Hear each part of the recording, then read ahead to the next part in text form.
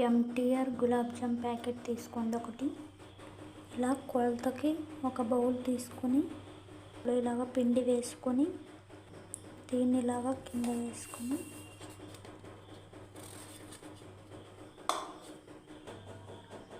ఇలా కొంచెం కొంచెం వాటర్ వేసుకుంటూ కలుపుకోవాలి.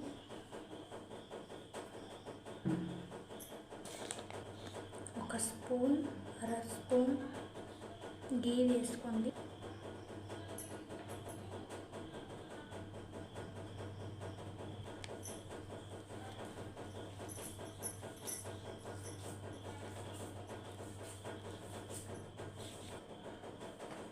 ఇలా 10 నిమిషాలు నానబెట్టుకోండి. ఇది నానేలోపు మనం షుగర్ బాయిల్ చేద్దాం. ఇంత తీసుకుంటే సరిపోతుంది. నా దగ్గర బౌల్స్ అవి లేవు, అందుకే దీంతో కొలత చేస్తున్నాను. ఇలా స్టవ్ ఆన్ చేసి పెట్టండి.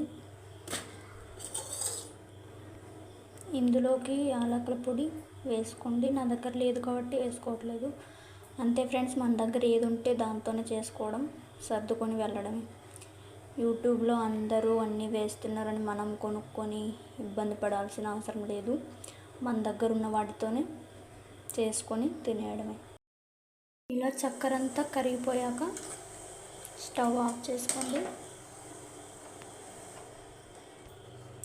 ఇలా తగినంత ఆయిల్ పోసుకొని కడాయిలో వీటిని చిన్న చిన్న బాల్స్లో చేసుకొని డీప్ ఫ్రై చేసుకొని వెంటనే పాకంలో వేసుకొని ఒక అరగంట తర్వాత తినేయడమే. నాకైతే ఇవన్నీ ఒక ప్యాకెట్లో చిన్నగా చేసుకోండి, ఎందుకంటే ఆయిల్లో ఫ్రై చేస్తాం, అందులో మళ్ళీ షుగర్లో వేస్తాం కదా, అందుకని చాలా లావుగా అవుతాయి. ఇలా చిన్నగానే చేసుకోండి ఫ్రెండ్స్. ఆయిల్ హీట్ అయ్యాక వాటిని వేసుకొని గోల్డెన్ కలర్ వచ్చేలాగా వేపుకొని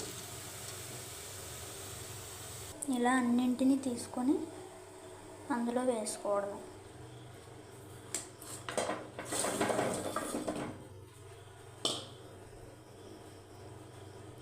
ఇలా ఒక అరగంట సేపు నానాక తినేయడమే. Okay friends, bye. లైక్ చేయండి, షేర్ చేయండి, సబ్స్క్రైబ్ చేయండి. Thank you.